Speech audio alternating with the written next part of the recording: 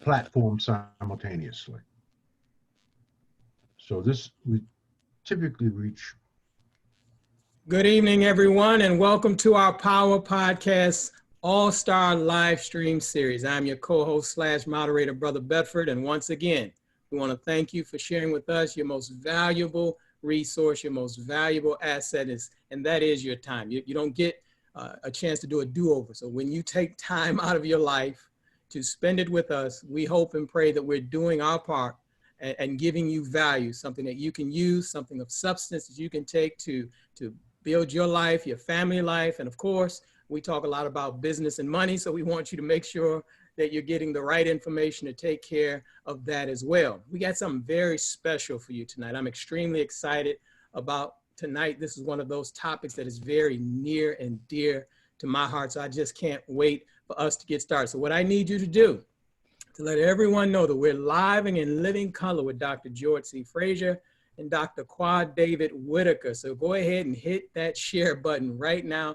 Let them know to get on over here. We only got an hour and we have some very valuable information to share. So go ahead and hit that share button, put it on your page, put it in your Facebook groups, and let them know that we're live and in living color with Dr. George C. Fraser right now. The next thing that I need you to do is go ahead and type in your name and where you're from. We've had brothers and sisters from all over the world chiming in, sharing their experiences, loving the information all the way from South Africa, all the way up in Canada, from the East Coast to the West Coast, from the North to the South. Brothers and sisters are joining us and they're staying with us and they're thoroughly enjoying the content. So go ahead and let us know where you're from. And also, here's something a little extra. Also put your business in there. We want to know what you do. So let us know what you do. So your name, where you're from, and the type of business you're in. Go ahead and type that in the comment section right now. The next thing that I need you to do is go ahead and follow Dr. George C. Fraser's fan page. That way, when you click that button, follow, you love it, and then you follow. Once you do that, you'll get notified of all of the upcoming shows, as well as all of the provocative ideas, thought-provoking ideas that Dr. George C. Fraser shares with us on a daily basis. And so you don't want to miss out on that. So go ahead and follow it, and you'll get notified. You can also go to www.newblackpower.com. And when you enter your name and email, then I can let you know about all of the episodes that's coming up because you don't want to miss any. I mean, they're just so rich, so full of information, knowledge, wisdom, things that can help you to edify your life and really help you to navigate through what we all have come to know as a very trying and difficult time, not an end time, right? There's going to be a time when we come out of this, but this is the time to prepare to get better for the other side of COVID-19, as well as all of the protests. We know we have some justice issues that we're talking about, and that kind of dovetails into tonight as well. There's some things that we need to talk about with us and our people and getting prepared for life in general. So that's why I'm extremely excited about tonight. Now, by now, you should know who the host of this podcast is. If not, shame on you. Shame on you if you don't know that the host is Dr. George C. Fraser, 6-time best-selling author on the subject of networking and building effective relationships, 6-time best-selling author on this subject. He's been featured on over 7 national magazines. Upscale called him Black America's #1 power broker, Black Power Broker. He was on the cover of Black Enterprise as Black America's #1 networker. He's been featured in I don't know how many newspapers. He's been quoted all over the place in CNN, Wall Street Journal, you name it. He's been quoted in those business periodicals, as well as Forbes magazine named the conference that Dr. George C. Fraser founded, the Power Networking Conference, is one of the top 5 conferences not to be missed. Now, everybody associates Forbes magazine, and they say they know what they're talking about when it comes to money and success. So Power Networking Conference was selected as one of the 5 conferences not to miss by Forbes magazine. Dr. George C. Fraser has received the 2016 Lifetime Achievement Award, Presidential Lifetime Achievement Award from Barack Hussein Obama. And I'm sure we're going to talk about this tonight, he's helped to charter 2 schools, which we're going to talk about tonight. So I don't want to go too far in that line, but this is all of the stuff that Dr. George C. Fraser has done. And so I'm getting ready to turn you over into the hands of our host for the evening, Dr. George C. Fraser. I just want to share one thought with you with Dr. Fraser and Dr. Claude David Whittaker. I was watching a movie last night, and the lead character was a Jewish man, and he was all over the place. I mean, this movie was very hectic, very noisy, very busy, and he was all over the place. His life was full of stress and anxiety. But yet, at a particular point in the movie, he took the time to go to a bar mitzvah. One of the other things that happened is that at this bar mitzvah was his adversary, the person in the movie who was trying to kill him, that he owed money to. They were both at the bar mitzvah. So here's the point that I'm making, is that in the Jewish community, they know how important the rites of passage are. So they put down everything, the battles and everything, to come together to make sure that their children went through the rites of passage to become productive human beings in society. So I think that is one of the most powerful things that lead to what we're talking about tonight, is the rites of passage for us as a people. Will we put down everything else? Will we put down our conflicts to make sure that our children get the proper tutelage and going to the next steps and the next phases of their lives? And so without further ado, to take us further into this powerful conversation tonight, Dr. George C. Fraser. Good to see you, Brother Bedford. Thank you, Doc. This is a special night for me. And by the way, Brother Bedford, that movie is off the chain, Uncut Diamonds. Yes, yes, yes. With Adam Sandler. Yes. Unbelievable, brothers and sisters. You got to see this movie. It's about the New York City Jewish Diamond Center and all of the stuff that goes on. But there are lots and lots. It's entertaining and lots of lessons for us in this movie. And Brother Bedford talked about one of them. But let me get back to my point. This is a very special night for me because the person that we'll be talking to tonight,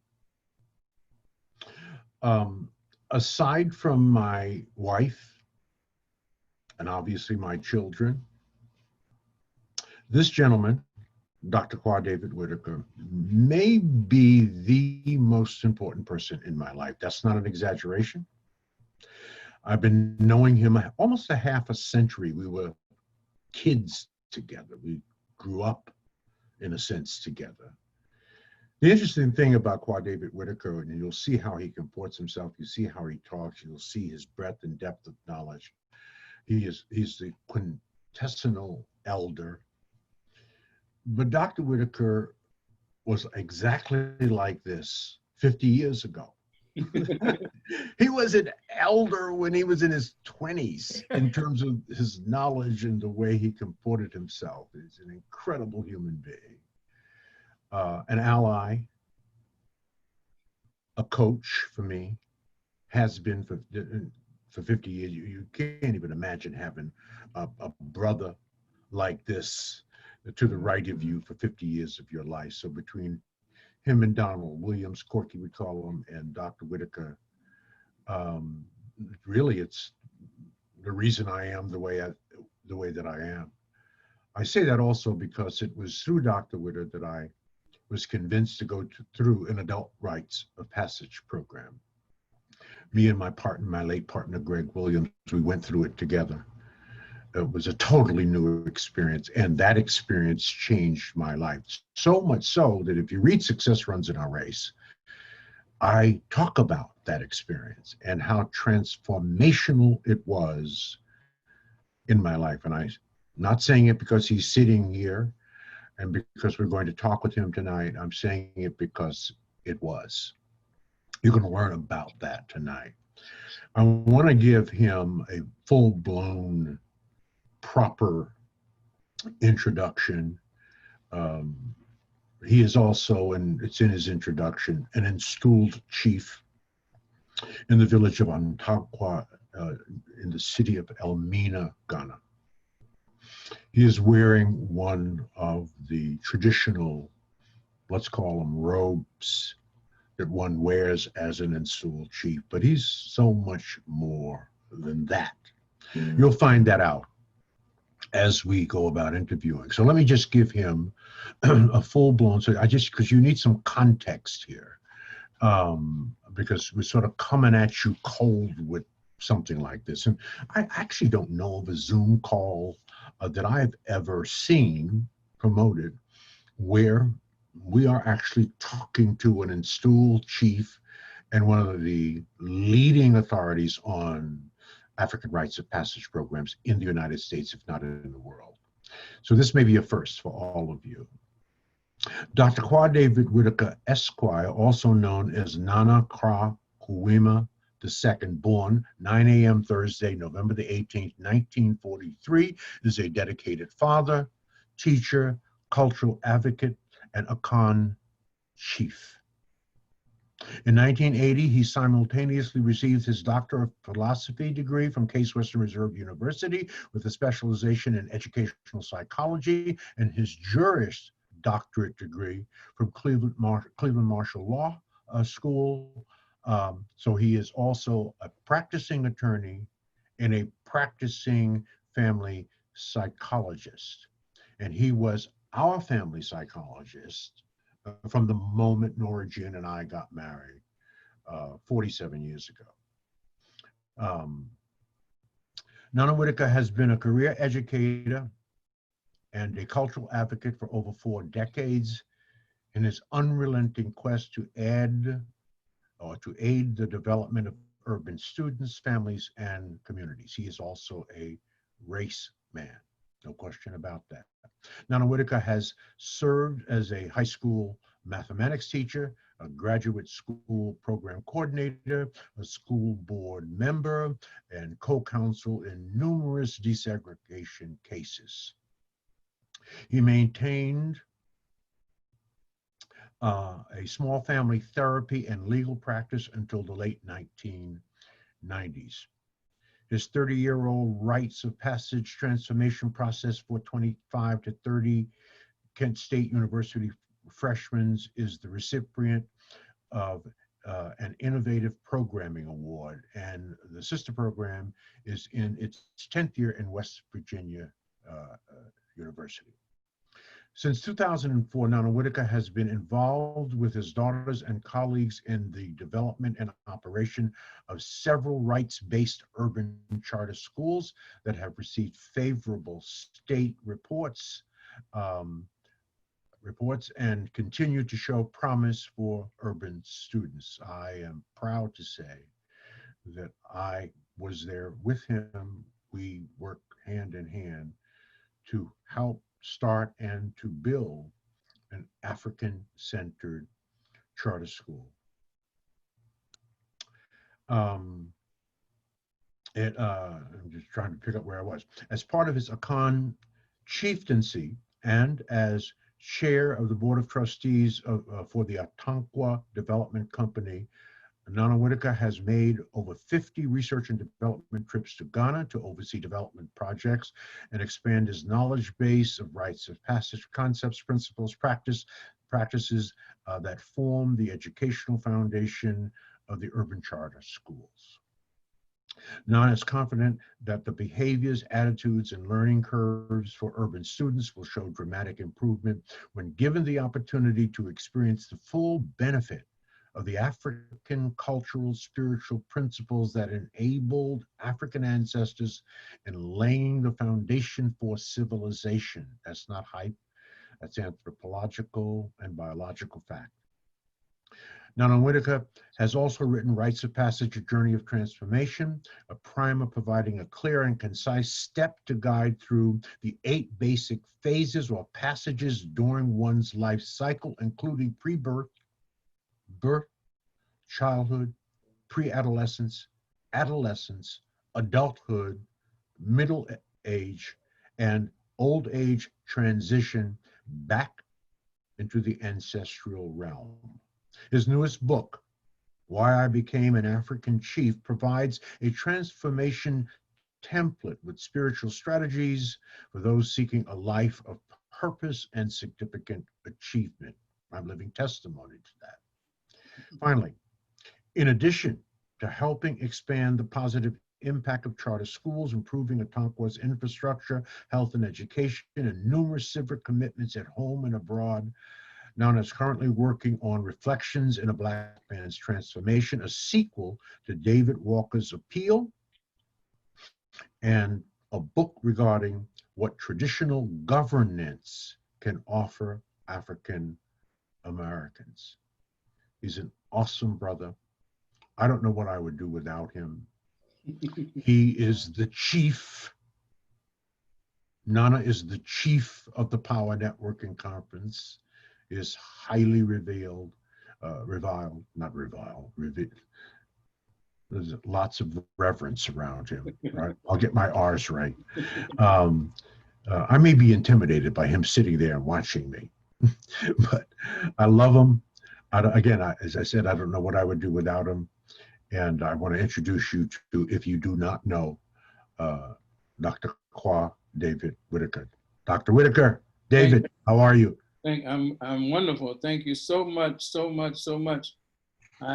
As I'm listening to you give that very humbling introduction, I'm reminded that one of the best things my father ever did, and sometimes it's hard for me to find good things that I think he did, but one of the best things he ever did was to introduce me to you. Wow. And so I thank him for that every day, even as I ignore the little hardships and hiccups we had all through my life. But the one good thing he did, I know for sure, is to introduce me to George Fraser. You were 18, I was 19. That's right. So it's actually more than, it's more than 50 years, 55. We've been at this and with each other ever since. Yeah. So I am so grateful and so thankful and humbled by that introduction. So as I've been ready for this for about 2 weeks. So I've been waiting on the edge of my chair to get to this day. So I have much more to say than I have time to say it. So let me get right to it. I learned a couple of shows ago, I learned that I should tell my signature story. So let me do that first. That's right. And take your time. Take your time. We will give this whatever time it needs. Okay. Well, here's my signature story. You've given my birth date, so everybody knows that. I was born at, I think it was 8 a.m., even though that says 9 a.m. You said 9 a.m., but I think it was 8. But anyway, it was on a Thursday, which is very important because my name, Kwa, means a male person born on Thursday. So people are wondering why the invaders and the slave traders took people's names away, because your name is the barcode for the human being. So if they know your name, they know all these things about you. So my name, literally translated, means a male person born on Thursday. Qua David. So I was born Thursday, November 18th, 1943. So my grandmother was born in 1900. So it was always easy for us to know how old she was, because whatever year it was, that's how old she was. So I was born in her house at 377 White Street in Auburn, Alabama, just walking distance from the University of Auburn. So I was born in a house in an aluminum tub that we used to take baths in. But every summer we would go from Cleveland to visit her, and I was born during the Jim Crow era. So I remember black and white water fountains, restrooms, and she was a very strange woman to me because she was a seamstress, and I would go with her when I went to visit, my brothers and I. We would go to the main town square, downtown, which we would call it. And she had, at that time, for those that don't know, there was a social accepted practice that if you met white people on the sidewalk, walking towards you, you would have to vacate the sidewalk and allow them to have the entire walk space. And then after they passed, you would get back on the sidewalk or back on the walkway and you would keep going. Those were the rules. But she never followed those rules. And she would stop people that she didn't know because she was a seamstress, and she might stop them and say, George, you know, that lapel that's in your pocket is not really in there just right. Or she would stop another person and say, you know, honey, you don't wear plaids and stripes together. Or she'd tell a woman that she didn't know that the hem on her dress wasn't really even all the way around. And this puzzled me because I could never understand where she mustered up the courage to talk to these people like this in the time that we were living. So when I was about 21, she was 65 at the time, I asked her, her name was Susie, and she always called me David Jr. because fathers named their sons after them, which is a whole nother cultural thing that we have carried from Africa that we might have forgotten. But I said, Grandma, how do you figure out what allows you to talk to these people like this? Because you don't know these people. These people could do all kinds of things to you. And she said, well, David Jr., you know what? I'm 65 years old. And at this point in my life, I'm not looking for any new friends. And I'm not looking for a job. So when I meet people, I'm free to say anything I want to say. And if they like it, they like it. If they don't like it, they don't like it. But I don't have any obligation to tailor what I'm saying to other people. So I always say to people after I tell that story now, at this point, I'm 12 years older than my grandmother when she told me that story. I never understood what she really meant until you get to be older. So as I'm sitting here talking to you and whoever is tuning in, I'm 76. I'm not looking for any new friends. And I'm not interviewing for a job. So whatever I say, if you don't like it, I don't care. There's nothing that I'm interested in doing other than trying to be helpful. So if I say something that you don't like or you find a little bit offensive, don't think I'm gonna lose sleep over it. I'm just gonna tell you the truth about the things that I've learned over this journey. So that's my signature story. So I have watched all of the interviews and the podcasts from other people. And here's what I've learned from watching all of those. All the people that have been on, for the most part, are all entrepreneurs. And they've all figured out on their journey through the arduous times, the ups and downs, the peaks and valleys, they found their purpose.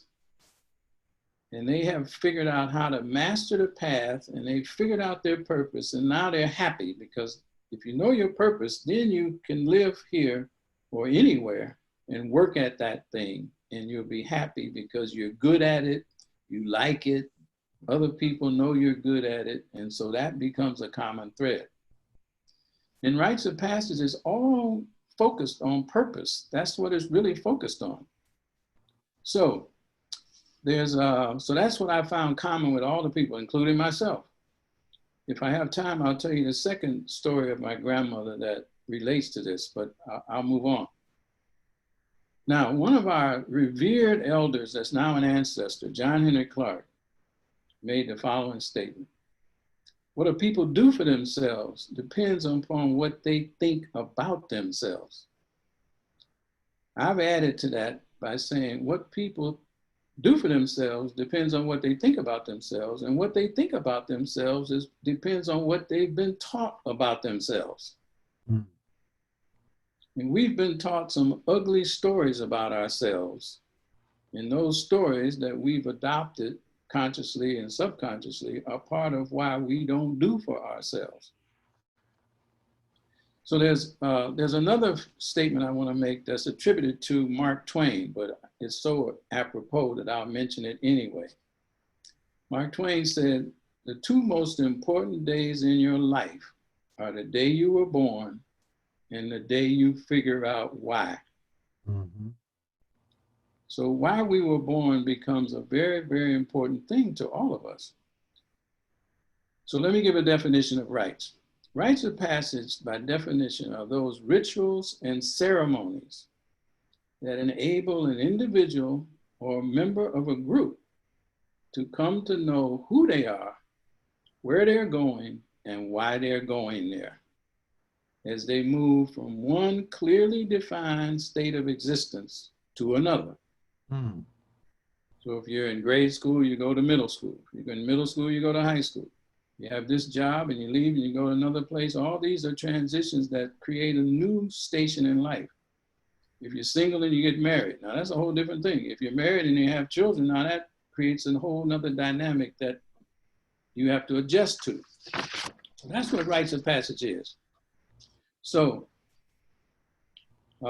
if we were growing up in a village, I want to give you now and everybody that's watching the anchor mythological story of rites of passage.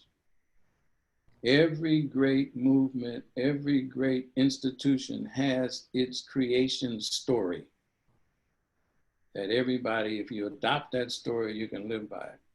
So if we were growing up in an Akan village, not today, but as the young people say, back in the day, we would know this story. The story goes like this. It says, of all the things on earth, the people are the only things here that have had the opportunity to leave heaven. And so just think about what that's saying. People are the only things on earth that have had the opportunity to leave heaven. And before leaving heaven, we all had, our spirits all had a private conversation with God. Because we could look down on earth and see that there was things that needed to be done and we could do those things, and all we needed to do is get permission to leave to go do those things. So we sat down with God. This was long before there was computers and tape recorders and everything. So we had to do something that we have a hard time doing today, and that is listen. So we asked her if we could get permission to leave heaven and go to earth and do our thing, because we knew we had the skill, the expertise, the insight to solve a problem that we could see.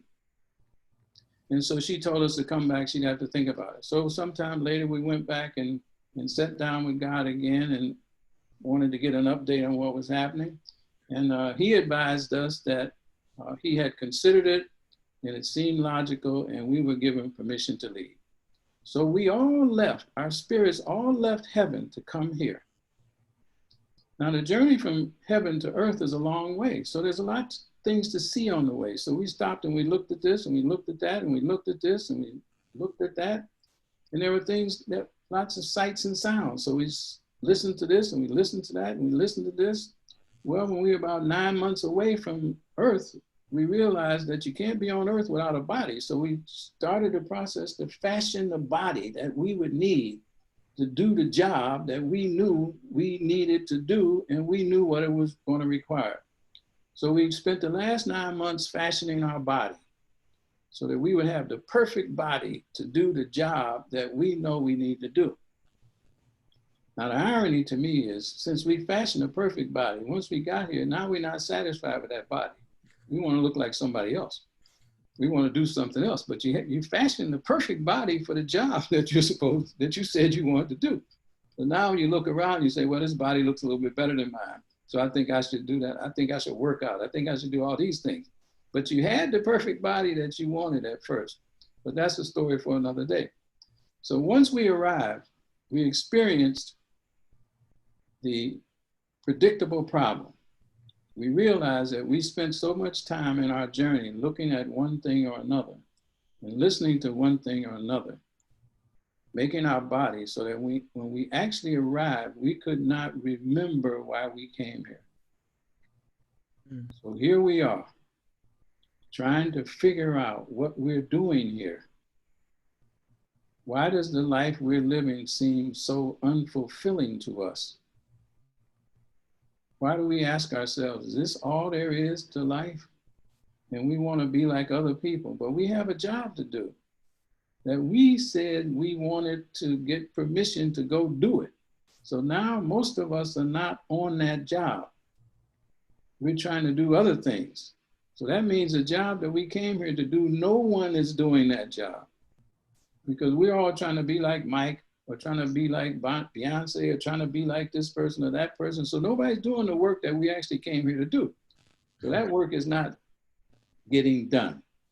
So Rites of Passage is designed to help us to answer 4 basic questions. Question 1, who am I? We look in the mirror and we say, who is this person? What is this person about really? That's question number one. Question number two, how did I become the person that I am? A lot of people think they just are what they are, but there's so forces and factors and experiences that are shaping and molding us every single day. So we're actually a creation of our experiences to a large extent too. So we have to ask ourselves, how did I come to be like this?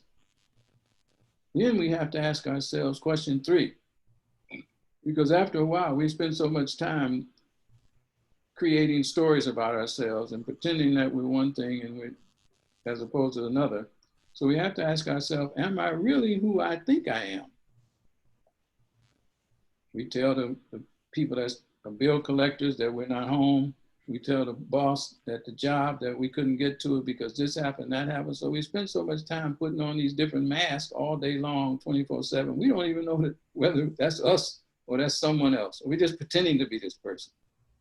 And ultimately, question four is, am I all that I ought to be? Because we all have a purpose.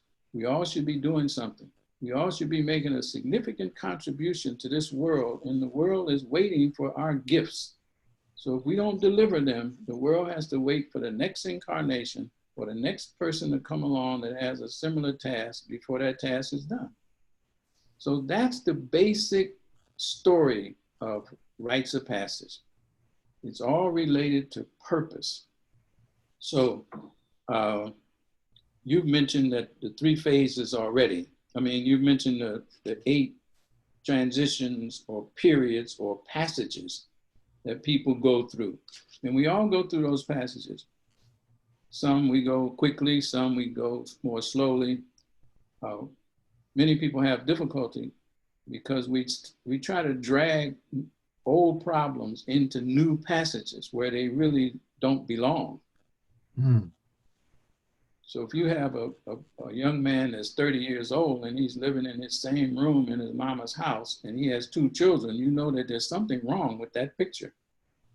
Because you're supposed to be out in your own place as an adult doing what adults do, as opposed to being in your mother's house, living in the attic or living in the same room that you grew up in, and you have 2 children of your own. So this whole process is broken down. So rites is the process that's designed to help bring awareness to an individual, what their purpose is on this planet. What did you come here to do? And you have to get yourself prepared to do that. Just because you know what you have to do doesn't mean you're ready to do it. So you have to develop yourself to a point where you can actually perform and deliver the gift that you came here to deliver to the world. So that's the quick overview. And maybe that's where I'll stop, George, because I have some other things I would like to contribute, but if let you have some things you want to ask me. Yeah. Let me leave that intro right there. Yeah. As you know, we birthed Fraser Nation at the Power Networking Conference, June 27th of last year in Houston, Texas. So the question is, can a rites of passage process help the development of Fraser Nation? And if so, how can it be done? And then let's, or you, unpack what we plan to reveal at the Power Networking Conference, October 14th to the 17th in Houston, Texas, as it relates to a Rites of Passage program. Well, there's no question. The Rites of Passage process, a transformational or transformative process for our people is essential because we are a damaged people. We're a damaged people in the sense that almost everything we think about consciously, not to mention all the things that go on subconsciously, are filtered through a lens of a slavery experience or an oppressed experience. So we don't have the freedom to describe and think about ourselves like we think we do, because everything that we perceive and internalize is filtered through this slave experience, discrimination, Jim Crow, whatever you want to call it, racism and white supremacy. So that dictates how we think about things. So we have to be retaught and come to understand who we really are if we're going to do something meaningful. So in Fraser Nation, for example, Fraser Nation wants to have citizens that are free people. Well, you can't have citizens that are free people if they have a slave-oriented mind. So our minds have to be trained to think differently. Most of our problems would be solved in 24 hours if we thought differently, because we would just do something that's different. We thought more critically, we could do things. Now there's some misconceptions that our people have too, I want to clear up.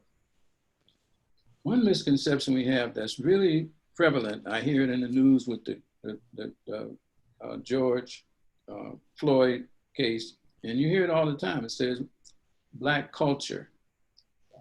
We have our culture and it's different from American culture. Well, the truth is that as Black people here, we don't have any culture at all.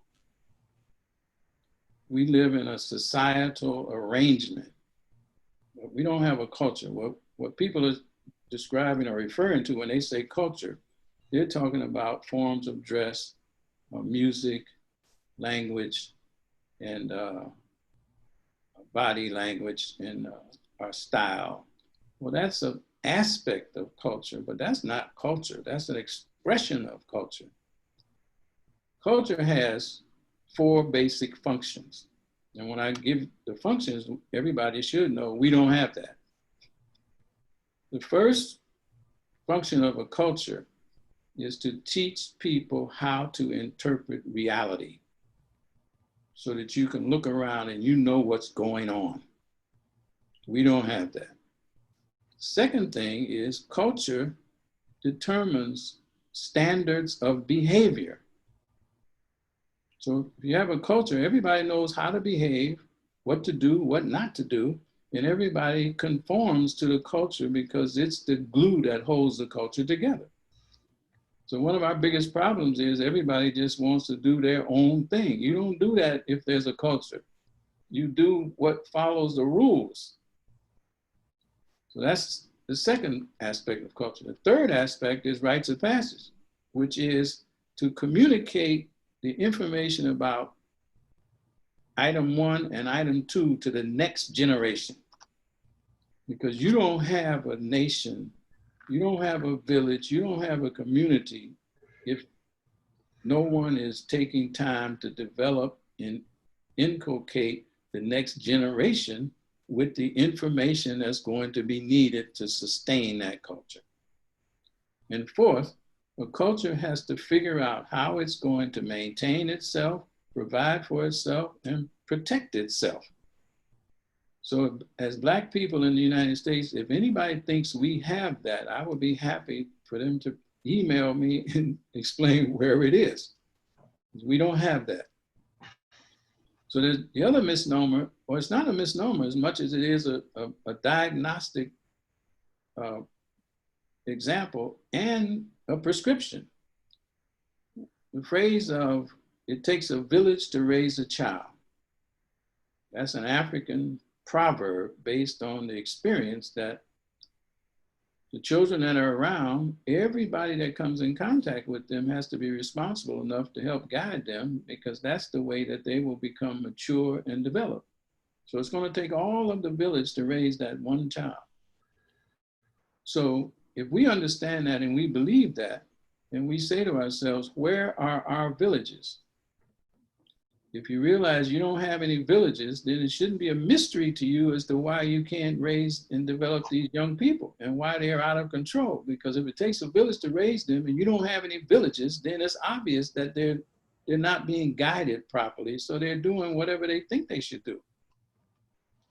So those are 2 things. Now, one of my complaints, well, not a complaint, but a kind of a irony about the Fraser Net, the Power Networking Conference, has always puzzled me. I said, well, this is kind of interesting. We bring thousands of people together to network with each other, but none of the people know what their purposes are. So they don't even know if they're networking with people that they should be networking with, or they know what they're doing. So now you got the blind leading the blind, and they're walking down the memory lane or the yellow brick road hand in hand, but neither one of them knows what their purposes are or what they're doing. They're just having fun networking. So it would be much more effective if the people knew what they were about, really. Like, you know what you're about. So since you know what you're about, Brother Bedford knows what he's about. You know immediately when you meet a person whether they are going to be an assistance to you or they're a distraction to you, because you know what you're about. So you can save a lot of time. You don't get duped. People don't get in bed with you to do business that you say, well, they ain't even about what I'm about. Because you can recognize that immediately because you know what you're about. So if everybody knows what they're about, it's easy to figure out who to network with. As a matter of fact, this is so easy because the people that are aligned with you are looking for you and you're looking for them. So it's a magnetic aspect to it, that the things you need are just going to come right to you because they're looking for you. So as soon as you become clear on what you're doing, everything you need is going to be finding its way to you, because now you are fully aware of what your job is, and the universe is needing that job to be done. So all the resources that you need are going to find their way to you. So that's what the nation needs, in my estimation. It needs to have a culture, and a culture has certain functions. And if you don't have those functions, you don't have a culture. You have certain elements of a culture, but you don't have culture. And in the US, the Jewish community has a culture, because all these things I talked about, they do. Jamaicans have a culture. The Chinese have a culture, because they do all these components. Where we live, these components are not done. They certainly aren't done by us. And they aren't supported by the government, which that wouldn't make any sense for the government, because it would only make us stronger and more capable. And then we would become a problem to the machinery that's trying to use us for its benefit and its purposes. So unless we do this ourselves, like you say all the time, nobody's going to save us but us. So if we don't do these things, they're not going to happen, because nobody is interested in us, including us half the time. So that's how rights could really be beneficial to Fraser Nation, in my opinion. You mentioned during that dialogue, white supremacy. Right. The popular phrase going around right now is white privilege. Right. Is there a difference? Is white privilege just a softer way of saying white supremacy?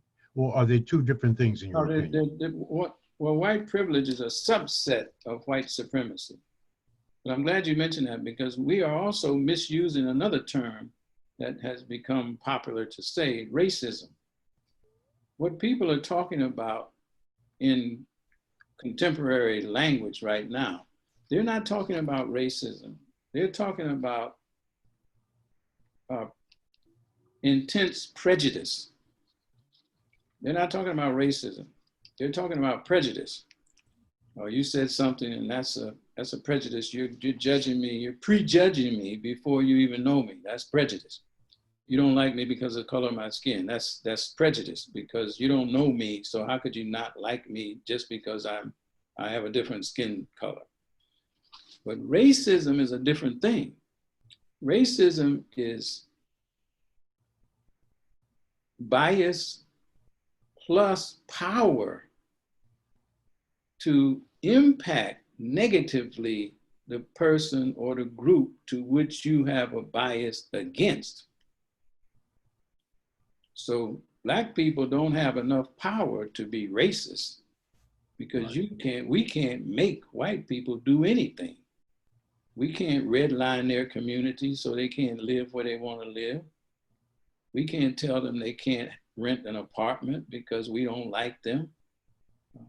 we can't fire them first because we don't like who they are. We can't tell them they can't have a TV show because we don't like the cast that you have in mind. We don't have any power to do anything, but they have the power to do things. So they can take their racial prejudice or their bias and they can add influence to it to impact us negatively. So racism has two components.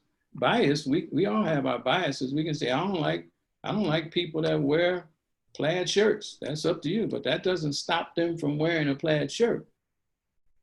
But if a white person didn't like you wearing that jacket, they could pass a law that says that jacket is illegal. Then you can't wear that jacket. Or if you wear that jacket, you can be arrested by the police for violating the black jacket regulation that was just passed in 2020. So didn't you know that? And ignorance of the law is not an excuse. So you can be hauled off, your jacket taken from you because it's illegal. You say, well, I didn't know it was illegal. It was legal up until yesterday. Well, the law was just passed yesterday. So now you're in violation. So come on, Mr. Fraser, we don't want to hurt you. Dr. Fraser, we don't want to hurt you, but you got to take that jacket off. Then you get in the paddy wagon, we put the cuffs on you, and you'll be arraigned tomorrow morning. See, black people can't do that. White people make up rules that are designed to punish us because they know our behavior. So we're going to be entrapped by our own tendencies because they have the power to make a rule that says we can't do things that they know we're going to do. That's racism, or synonymous with white supremacy. Mm-hmm. White privilege is the benefit that white people get from that racist structure that most of them don't even know they have. Like the chick that was in Central Park the other day, she knows she has that. She was trying to use it. And her cell phone might as well have been a 9mm gun, because she knows if the police come and she's acting up on that phone, it's likely that they're going to come with their guns out and they're going to recognize this black man who's a bird watcher, but they're going to interpret that binoculars as some kind of weapon, and they'll shoot him first and then say, ma'am, is this the guy? So she knows that when she's doing it. So she's taking advantage of her white privilege to be able to call the police, and she knows that they will come and believe her. And the dog will be on a leash by then, and she'll lie and say the dog was always on the leash. That's what she'll do. Right. She's using her privilege. A black woman couldn't make that phone call on a white bird watcher because it wouldn't work. You don't have that privilege. Right. It's the same thing, but that won't fly for you. They say, ma'am, are you sure it's a white man? Well, we got a lot of things to do right now, so we'll get over there as soon as we can. No, but he's threatening me right now. They wouldn't come. That story wouldn't work. So she wouldn't have that privilege. The Collins woman had that privilege, and she knew she had it, but they weren't listening to her at first, if you remember the tape. So she had to dramatize it. Right. They weren't buying it. Right. She had to dramatize it to get the privilege to really work. She had the ticket, but the ticket wasn't going into the machine, right? So it wasn't activating the machine. So she had to embellish on the story. So that's the difference. So our people need to understand the difference between racism, prejudice, or bias, even if the bias is real intense. Where you say, I really hate you, but that doesn't stop that person from doing anything. You can't pass a law that says, I hate Brother Bedford, so I want you to pass a law so he can't do a podcast again. See, we can't do that. But if somebody white said they hate Bedford and they didn't want him to do a podcast, it's a good chance they know people in high places that could prevent him from doing a podcast. That's racism. Mm-hmm. So, you were installed as a chief in Ghana in 2004, and you've traveled to Africa over 60 times since 1995. Right. What is the one key thing that you've learned about the similarities and the differences between Ghanaians and African Americans? This is a very important question, and at a very important time, because we're at a time now where we may have an opportunity in front of us with COVID and with George Floyd that's presented to us. Sometimes I think that George Floyd is almost a divine intervention into our lives, because it's presented an opportunity that has never happened before. And no one would have ever been willing to bet any money on the possibility that something could happen that would upstage COVID-19 that currently has the global economy shut down and all the people in the world are locked up in their houses. No one would bet that anything could happen that would upstage those circumstances, but that's what's occurred. So that's like a godly intervention into this situation. Nobody could set that up. But here's what I've learned from the similarities and the differences that would be helpful to all of us in the diaspora and all the continental Africans. It's not just Ghana, it will be everywhere else too, is that we are both suffering from mental illness. Our mental illness has been brought on by an experience that we refer to as slavery, that has affected our great-great-great-great-great-grandparents. In every generation, that impact of that slave experience has been passed down to every succeeding generation by some phrases, some cautions, some things, because our forebears came to understand firsthand how evil and diabolical these people can be. So they would have, if they had Brother Bedford as a child, they would say, now these are the things you have to look out for. Because if you don't, you could get hung. You could get killed easily.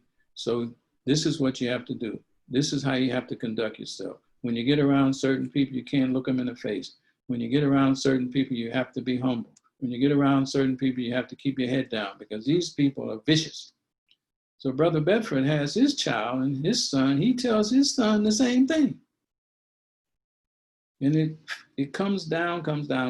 So part of our problem is we are suffering from what I call post and ongoing traumatic stress disorder. This hasn't stopped. This has been going on for 400 years.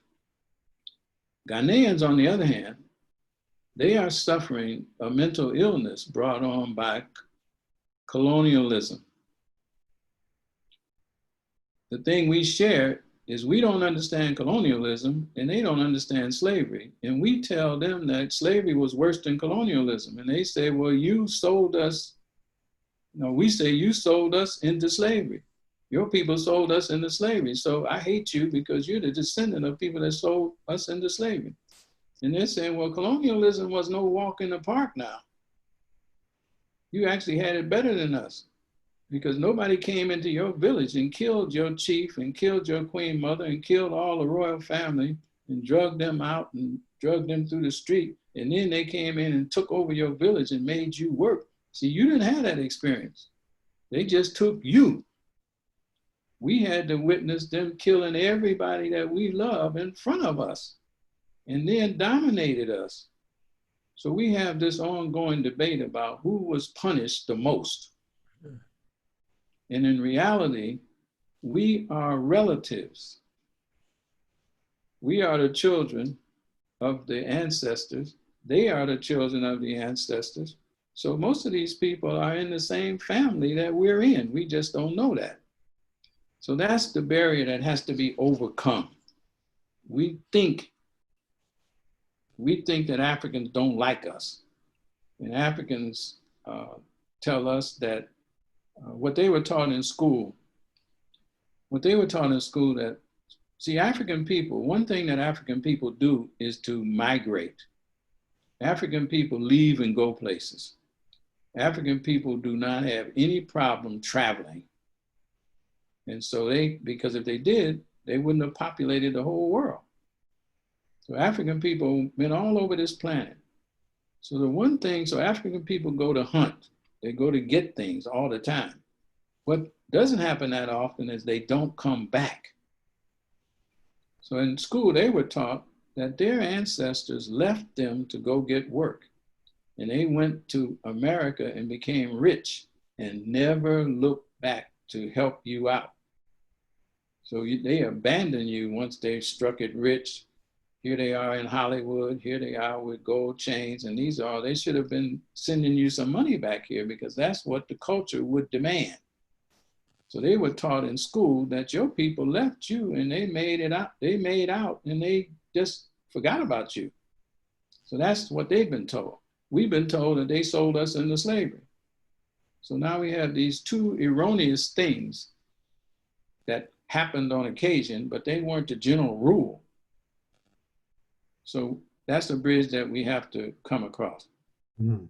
So I'm trying to, when I go there, I try to teach people and say, well, you had your bad experience. I had my bad experience, but they both bad. So why are we going to talk about two things that were both bad and neither one of us did those things? Why don't we just accept that mine was bad enough and yours was bad enough? I wouldn't wish mine on you and you wouldn't wish yours on me. So we can get past that. We weren't the perpetrators of either one of those. So, but that's what had to overcome. Now, what could we accomplish if we could overcome that? African people are spiritually rich and materially poor. We are materially rich and spiritually poor. We don't believe in the things that we say we believe in because when the time comes, we don't use those things. I have some friends that every time something happens to them, they're churchgoers, regular churchgoers. But when something happens to them, they call me. I say, why are you calling me? Because I'm not a Christian. I don't go to church. I practice traditional spirituality. So I said, why are you calling me? Well, you know about these things. I said, but in a case like this, you have God. So if the things that you believe in don't help you in a situation like this, don't you know that tells you you're not that confident in that thing? You're more confident in me, but I don't practice that same thing. So if you don't practice or rely upon the thing that you say you believe in when you really need it, it should communicate something to you that's a flaw in what you're doing. So maybe you're doing that for entertainment, which is okay, but don't say you believe it, because when you believe it, you use it. Especially when you need it, you use it. So that's the biggest obstacle that I see. But people are coming around, and we're all changing because we're waking up, they're waking up, and we are beginning to realize that we need each other. It's not like we could use each other. It would be nice. We're recognizing that we need each other. Right.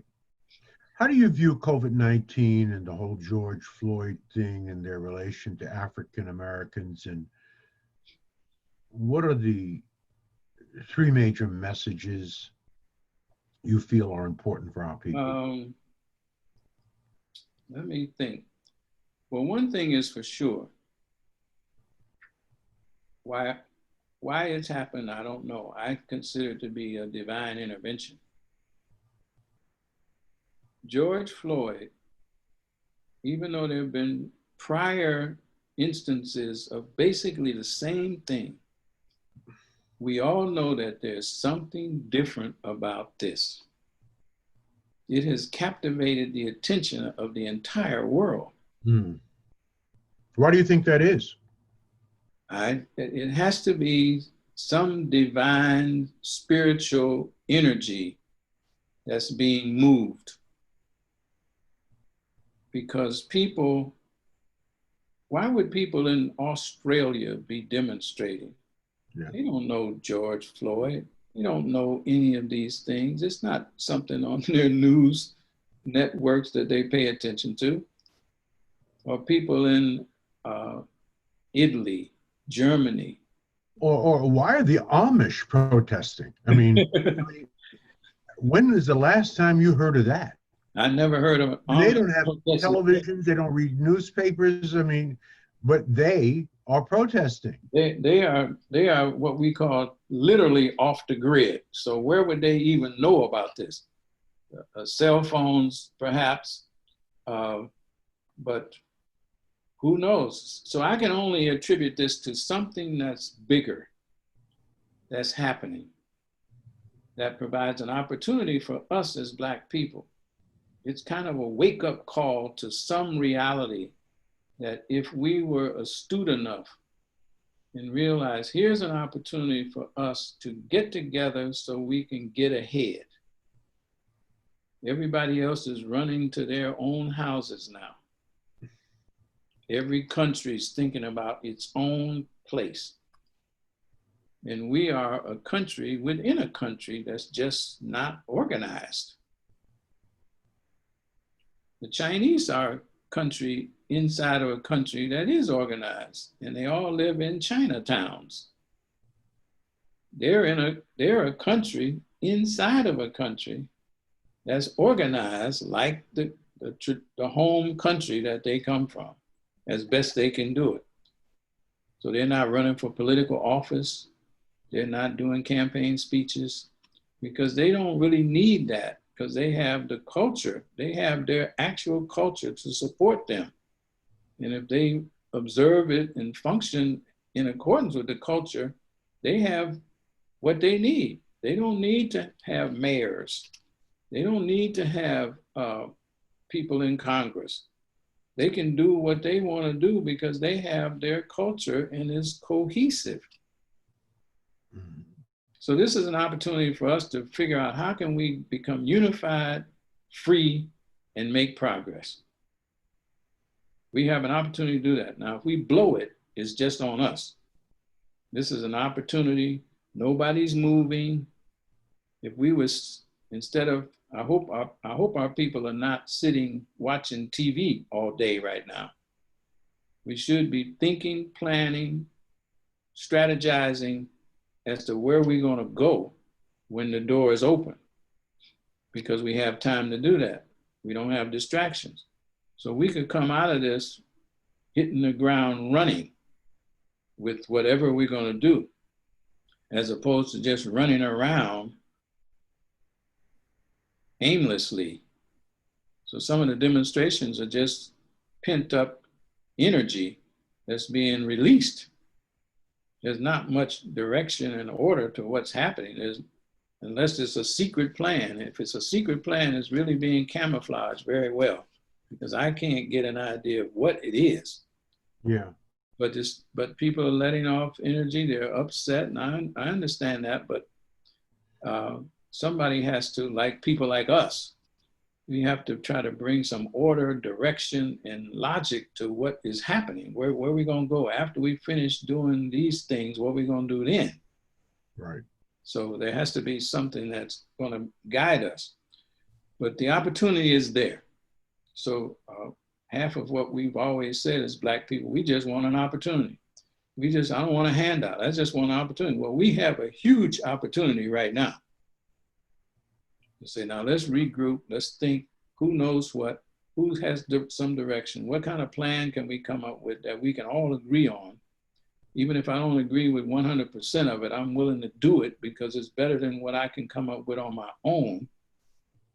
And John Henry Clark said, Black people are powerful enough. If we agreed on anything, even if it was wrong, it would change the world. Even if we agreed on the wrong thing and all did it, it would change the world. Right. It wouldn't even have to be the right thing. It could be anything. Right. What did the head of the FBI say? Hoover? The most frightening thing to him, right, the biggest threat to the United States is the potential unity of the Negro. Even if they don't know what they're doing, if they just become unified and have no idea what they're doing, that's the threat. So that should inform our people why many of our leaders are harmed or assassinated, because the potential of unity is so threatening to these people that they go off. Mm-hmm. Because if we became unified, the game would be over. Right. that they're playing. The game will be over. Just Yeah. on our just on our unity, the game is over, because we'll say we're just not going to do that anymore. Right. One final question, Yeah. Doc. What, if any, signs do you see that may bode well for Black people in America and around the world? Well, it's an extrapolation actually of the point we were just talking about. There's something powerful that's been happening on the African continent that most of our people don't know about. The African continent has 54 countries right now. And most people don't know this either. At the time of the enslavement of our people, the captivity and forced migration of our people, there was no Africa like we know Africa today. These nation states didn't come into existence until the Berlin Conference in 1885. Before that, Africa was just one huge land space and people were living on it.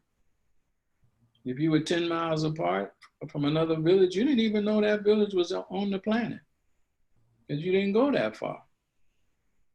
So all of these nation states now have been created by former colonizers. And the former colonizers, because we don't understand that Europeans never liked each other. We think that there's no such thing as white on white crime. But if you follow the history, the Europeans never liked each other. So they were fighting with each other all the time. Brutal wars. Brutal wars. After Columbus sailed, they had fights in the Caribbean. They're fighting with each other on those little islands.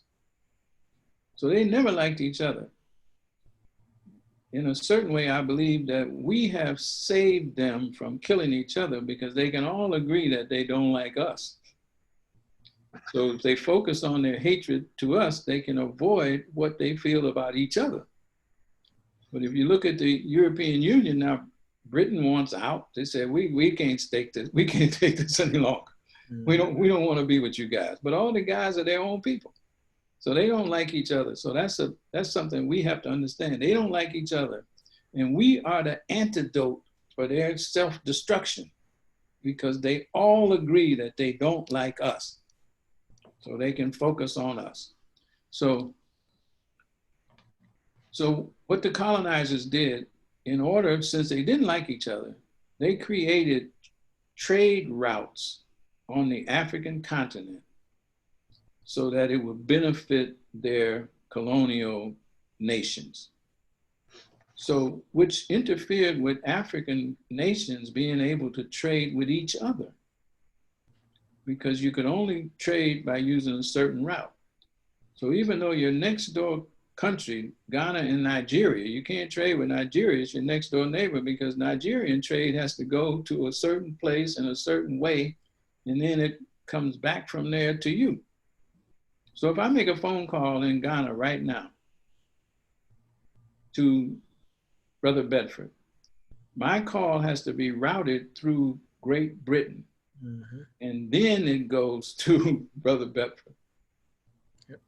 In Senegal, if you want to make a call or you want to take money out of a bank, it has to go to France. Everything has to go to France to be given the okay, and then you can do what you want to do. So the African nations there's been a clamor for years and years and years to dismantle this impediment. And the African nations now have come to a conclusion that if we could understand the significance of it, it would change the game by next week. All these 54 nations that are members of the African Union have come to the conclusion that Africa cannot make progress without the diaspora, mainly African Americans. Mm-hmm. They know that we're the most educated, the most skilled, the wealthiest of any African group anywhere on earth. And if they had our expertise joined to their mineral resources, their other resources, their assets, their labor, we could change the game in 6 months to a year. Because if you take, like the Lakers, if you take Anthony Davis off of New Orleans and put him on your team, New Orleans is weakened and you're stronger. This is not a mystery. So they know they need us. And if we could understand that we need them, because there's much more opportunity for people in America, Black people here, on the African continent than there is here. And you don't have— They need everything. They need everything. everything. Right. They have everything. Every opportunity you want is available. If you could just get out of your mind that they sold us into slavery. No, they didn't. The people that are there right now don't know anything about that. And the people that did that before, initially, they didn't even know what was happening. That's right. Some people eventually figured out and they were greedy and corrupt. But it's not like we don't have greedy and corrupt people right here. And a whole bunch of them that's holding us back happen to be Black people that look just like us. So it's the same thing. So we don't need to make an issue out of that. But the opportunity is there for us to join forces at a time where we have a total of 1.5 billion people. I tell people in the US all the time, I say, you know, you're a school teacher. You could go to Ghana right now and become a famous teacher. Yeah, but I'd have to do this. You wouldn't have to do anything. You could teach just on what you know right now. What you know, you have no idea of how important that is, the information that you just have in your head that you could go teach people, because they don't have that information. So you become, what's the proverb? A one-eyed man is king in the land of the blind. Mm-hmm. So you don't know how capable you are in a different location, because you're thinking about the challenges you have here. Now, here's the real irony, the real big difference that people wouldn't know. The biggest problem in the US right now, a person would think, is the police. If somebody came from another planet right now, they would think the biggest problem in America is the police. But you can go to Ghana right now. You could spend 6 months there and you might not see 10 police officers. Hmm. The chance of you getting hurt by a policeman is 0. 0. As a matter of fact, African people say, and this is hard for us to understand, African people say, the mere presence of police in a community tells you that there's something wrong with the structure. People should be able to manage themselves. You don't need police. So you can go to a soccer game in Ghana where there might be 15,000 people. There's only 2 police in the whole place. And they're only there in case somebody got sick and they could take them to EMS.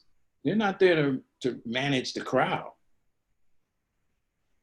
So the mere fact that you could think about being in an environment where the whole discussion we're having about police doesn't exist. So what will we talk about then? There'd be no George Floyd, because the police don't kill people. Matter of fact, you don't even see the police. You never see the police. And you can in Ghana, I could argue with the police. The police could stop me and I say, why are you stopping me? I'm really in a hurry. Well, you were speeding. No, I wasn't. Why are you really stopping me? Because I got some place to go. So I really don't have time to just sit here and talk with you. And if it doesn't go well, you could drive off from the police. Nobody's going to chase you. There's not going to be any siren that comes to stop you, pulls you over, pulls you out of the car, drags you, beat you up, take you someplace. It's not going to happen. Because in a culture, the people know the rules of behavior. And anybody can tell you, well, George, you really can't do that. You can't do that, because that won't work. And if you do it, you're going to embarrass the whole family. And then everybody's going to know about it. And then the chief is going to call us and wonder why we aren't teaching George better manners. Right. And so it's just going to be a big, big problem. So you really can't do that thing because you will destroy our entire family name. So everybody knows the rules. You follow the rules because even the children know the rules. So we're in a different place. And so if we had culture, we would know the rules. Brother Bedford, we went over, but I knew we would. Any questions, any burning questions, anything that you want to ask Dr. Whittaker? And then we'll wrap this up. Yes, there is something I would like to ask Dr. Whittaker to speak to. First, thank you, Dr. Whittaker. You've said so many profound things tonight for us to think on, in particular the part about George Floyd and the divine intervention, you know, how God uses tragedy to have us focusing on something at a particular time. So I think that's profound and really something that we should think deeply on. But what I would like you to speak to real quick is, and you kind of alluded to it earlier, we've touched on it a couple of times, but the rites of passage, being here in America, you just talked about the Wild Wild West, and the lawlessness is over here in the Wild Wild West. And it's unfortunate, but for the majority of Black men that I've encountered, and even women, but speaking to the issue of Black men, most of us don't even enter into a rites of passage until we're in prison. Right, you know, in fact, prison has become the new rites of passage for us here in America. So I want you to, how can we, most of us don't even, how do you speak to, how do we have the rites of passage ingrained in our communities before we have to wait till we're 27 and 30 years old, living in mama's house with 2 children, before someone pulls our coattails and say, that's not the way to do it? Well, if we see our people, it's a challenging thing because part of the disorientation of our people has also been accompanied by the reality that most of our people consider their opinions to be expert diagnostic results of some research. So they think whatever they say makes sense. So our people are frequently not willing to listen. So it's hard to get them to see that, you know, there's a way to do things. There's a process by which things are done. Everything operates by some kind of process. Birth is a process. Growing up is a process. Developing yourself is a process.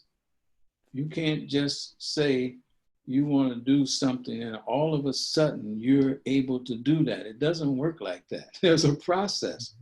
So our people don't want to go through a process of any kind.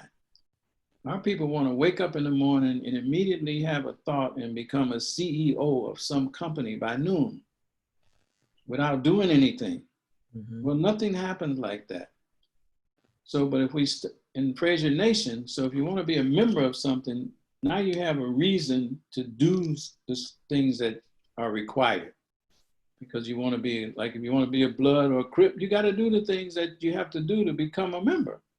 So the people do those things, even whether we agree with them or not, but it becomes kind of a cultural community. They have their rules, they follow their rules, even if it's against society, but they follow their rules. Primarily because society hasn't given them any other rules. You haven't provided any process, so they go for some other process. But we could do it. It would just take some organizing, and we are going to introduce at Fraser Nation this year the rights process that people could get involved in. The best way I think we could do it expeditiously now is through the process that's frequently referred to as train the trainers. So if you had 25 people that came from 25 cities that got training, let's say they were all church members, young church members, 20 to 35, that they were prominent in the church. People liked them already. They looked up to them. Well, we could train them to do the rights, and then that immediately after that, 25 different cells would be started in 25 places, almost immediately. They may not do it the way with the effectiveness that I would, but you could get something started. You say, all you have to do is these 10 things, just master those 10 things. So now you have 25 cells operating in short order. And you do that again with 25 new people. Now you have 50 cells. So you could do this if it was organized, and Fraser Nation is organized, so you could certainly structure it, and we know what we're doing, so we could do this fairly quickly, actually. I've now, in 30 years of doing this at Kent State University and West Virginia University, I've probably taken 400 or 500 students through this process. So it could be done. Right. Nothing is beyond our capacity to do it. It's just having this expertise and scaling it so that it can be done effectively. So Yes, we can do this with no trouble. yeah. Dr. Fraser, we did have one more question. Do you think we want to try to get it in? It's from Linda. Sure. Yeah, we Sure. have one more question. And we want to thank everyone for being patient with us. But it seems like more and more people are coming on. So they're enjoying, they're probably happy that we're staying on a little bit later. Yeah. So Linda Clemens wants to know the power of the elders and seers' use of their spiritual gifts, the gift of knowing. Can you speak to that? Well, this is at the heart, which I wouldn't have brought up myself, because now you're into the depths, you're into the real nuts and bolts of it. But say, for example, see, it's hard for our people to think about the possibility that we knew more things than we know right now. So it's hard for us to imagine that at an earlier time, we knew things that we don't know right now. But it shouldn't be too puzzling to us, because our grandparents know cures for things that we never heard of, and they're not at the pharmacy, and they say, well, all you got to do is take a couple of these. You'll feel better. Everybody knows that. Right. So we know that.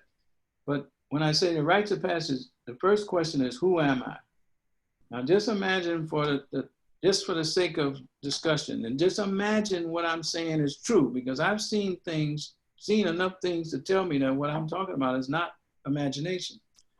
So your African ancestors had the capacity, had the skill,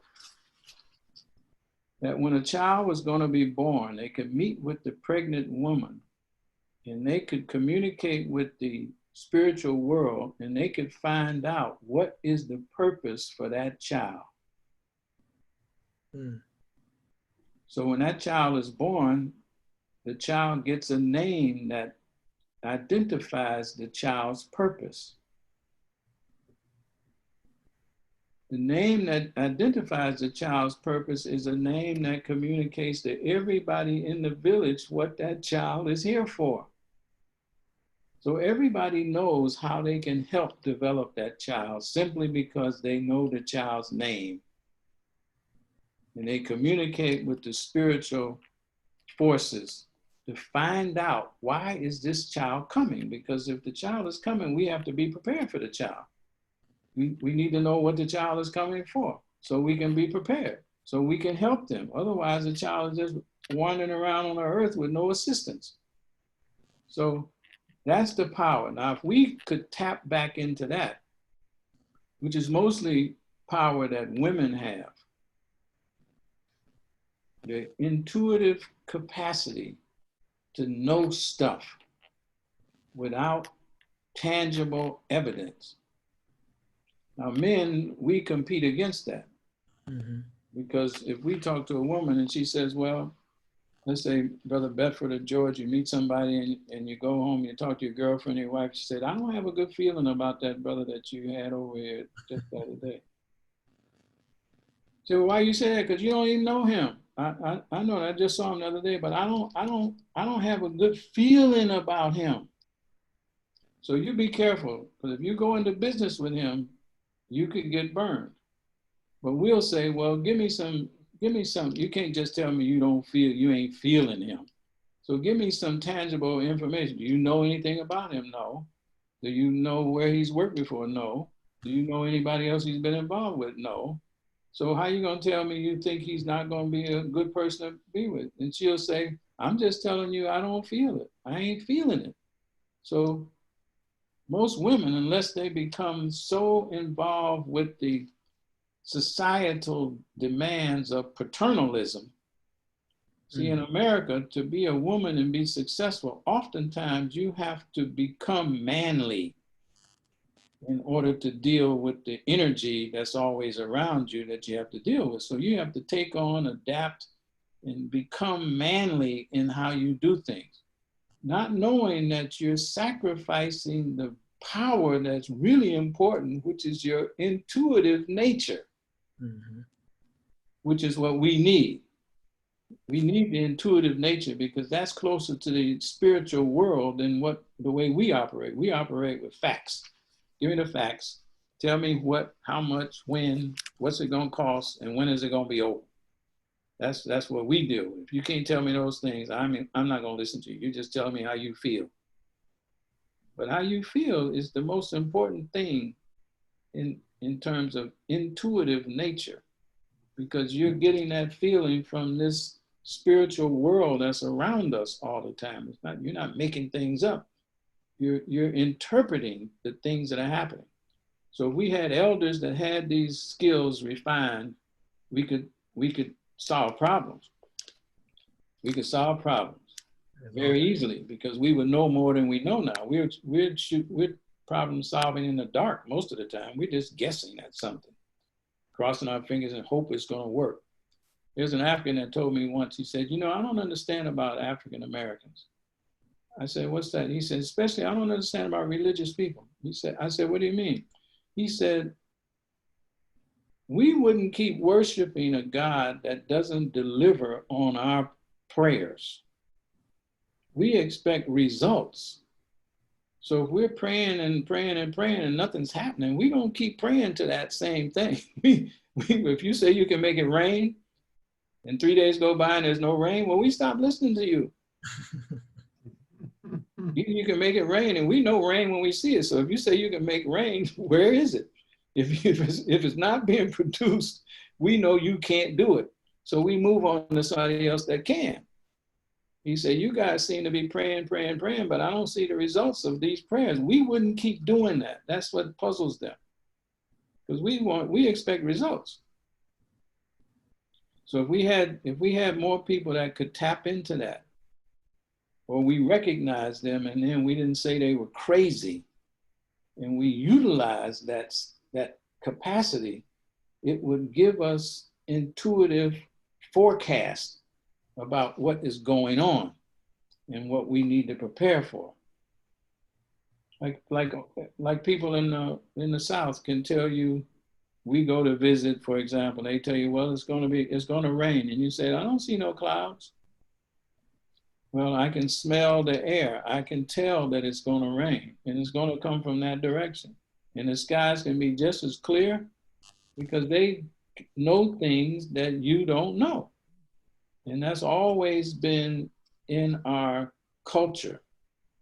And those people have typically been revered as seers, spiritual guides, spirit healers, because they can just see things that we can't see. Like George can see and use words in a way that we never would think of. That's a gift. Other people, you know, we recognize this in athletics. Right. We say that LeBron is gifted. Right. He can do things that nobody else can do. But Brother Bedford is gifted too. And George is gifted, and I'm gifted. The question is in what way are you gifted? Because we know you're gifted. It's just trying to figure out in what manner are you gifted and how can we use that gift? So that's a good question. If we had more of that, we would be better off because we wouldn't be doing so much trial and error. Dr. Whittaker, you have established the longest podcast in the history of the All-Star podcast series. So you haven't had Trump on yet because he was boast that he had the longest no matter what. And we could all sit here at the feet of a master and listen literally for hours. the word I was searching for, the R word I was searching for earlier, but my brain went blank, was revered. Revered. That was the word I was searching for. We knew what you were trying to say. Right. Yeah. And you are very important to all that we are trying and want to be. Your guidance, your logic, your common sense, your insights, your experiences have helped to teach us all and to calm us and to inspire us. At 76, we hope and pray that you get many, many, many more years than that. Oh, I fully expect to, and I'm going to kill you if you don't do the same thing. Do I have time? Yeah. Do I have time to say two quick things? I'd No, like go right ahead. Sure. other story from my grandmother, and also to clear up another thing that our people are confused about, and it's part of our problem. Linda's question made me think of it. An elder is more than an old person. The problem that we're having in some respects is we got old people that expect to be revered as if they're elders. And they're just old. Two different things. They're just old, right? An elder is a different thing. An elder is an example of what it means to be a person of good character, that's focused on the community, has done things, has set a standard of behavior that matches the values of the culture. Because the culture produces the people. So the elders should become the best examples of what the culture produced, but because it's been under production longer. So if you get to be my age, George's age, and you're not revered, that means what have you been doing? What have you been doing all this time? So just because you are an old person, there's no reason why everybody should be giving you all this reverence. You can be respected for being old, but reverence comes to a person that has established themselves as an example of what the culture can produce if it's done its job well. So that other people will learn vicariously to mimic you, because they know they'll turn out all right if they have a role model. That's what a role model is. Mm-hmm. And elders are the people that become ancestors. When they pass, they become ancestors. They're the names of the people that you mention when you're pouring libation. You notice nobody mentions Uncle Bobo, the drunk that came and knocked over everything, and every time you got together, nobody calls his name. He's not an ancestor.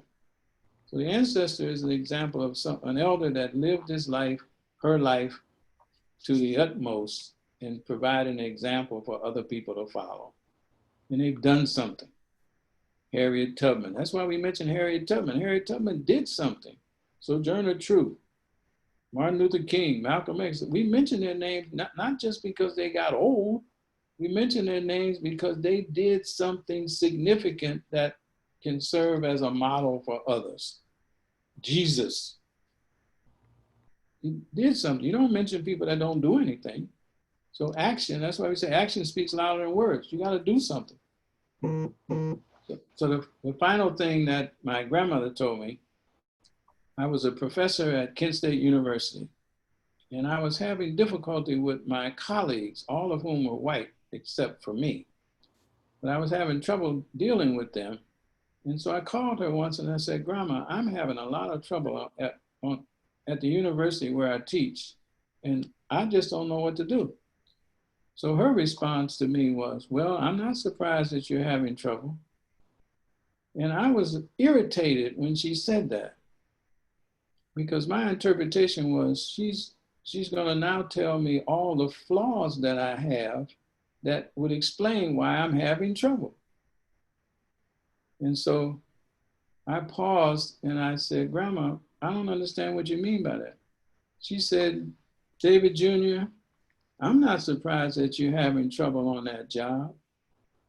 She said, because nobody in your family has ever worked for anybody. You're not cut out to work for people. So if you try to do that, you're going to have trouble. And that doesn't surprise me because nobody in the history of your family has ever attempted something like that. Right. So, so George, most of what you're trying to do all the time is to get us to recognize the responsibility we have to be employers of our own people, to figure out what we need to do for ourselves and our people. And that, for the most part, is not getting a job with somebody else that we're building up their family, building up their community on our labor. We could use our labor much more effectively for ourselves and with ourselves. And that would be a lesson. If we could learn that, we would be well on the way to freedom, unity, and progress. Amen. So I just want to give a shout out to Brother Ron Williams, who mentioned me when he was on. I want him to know that he mentioned the one important thing about rights, that is the key element of rights, is to produce a person with good character. If we have in Fraser Nation people that have good character, the sky is the limit. The people are honest, dependable, hardworking, committed. They follow up on what they say. They do what they say they're going to do. And all we need is good character. We don't need geniuses. We need people with good character because we already know we have genius within us. It's good character. If we had good character, we'd never question anybody around us. Just like you, myself, and you and Brother Bedford. Anything that Brother Bedford says he's going to do based on what you talked about, you know 100% that unless he dies, he's going to do that thing. He knows the same thing. I know the same thing with you. You know the same thing with me. Because we know what the character is, so we can count on each other. So that if we could get that from our people, we could do anything. We could do anything. So I'm happy to have been here and had the opportunity to have been here. And I hope that I've added a little something that might be helpful to people. If people want to get in touch with me, they can at ashe1ltd@gmail.com, or they can go on my website, African. Spell Ashe. Spell Ashe. ASHE, the number 1, LTD@gmail.com. My website is African Chief Books, all one word, .com. Dr. Whittaker will be with us at the Power Networking Conference. He starts it off. And if you want to meet him, be there.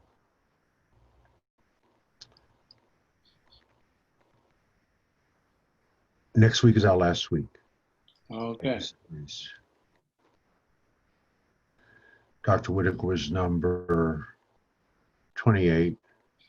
Oscar Hines will be with us on Tuesday to talk about the art of influence. Brilliant brother. And Dr. Stacy N.C. Grant, who is our mistress of ceremonies for the Power Networking Conference, will close out this spring series of our All-Star podcast. We're going to have a summer series. We're going to reduce it to twice a week, a little bit later at 8 p.m. A stellar lineup as we had for our spring season. You'll love it. You'll enjoy it. Many of the names you will know. Some you won't know, but you need to know. Again, we urge you to join us at the Power Networking Conference, October the 14th through the 17th. We've got, again, 2 more nights, next Tuesday, next Thursday.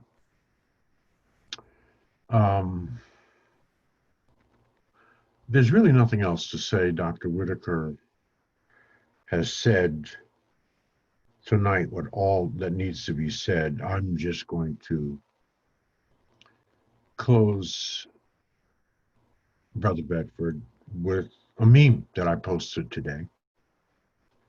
And as usual, Brother Bedford, thank you. As always, you are a man of character and a man of your word, and you've been awesome. It's not quite the end on this series, but I just wanted to say that one more time. So if you follow me on my social media, Facebook, Instagram, LinkedIn, or Twitter, I posted something today. Here it is. That I want to urge you to read. And I want to urge you to follow me on social media. I post something every single day. My whole goal in life is to train and to teach, and to serve, and to provide bits of information that will have a cumulative effect on your life over time. This is my post from today. It's got a real big response, so that's the only reason I'm reading it to you. And it says, in quotes, Martin, dead. Malcolm, dead. Where are our Black leaders, you ask? Go stand in the mirror. If you can't see one, become one. Love you. See you next Tuesday. Thanks, Brother Bedford. George, thank you, thank you, thank you. Thank you. And thank everybody that was tuned in. Amen. Okay.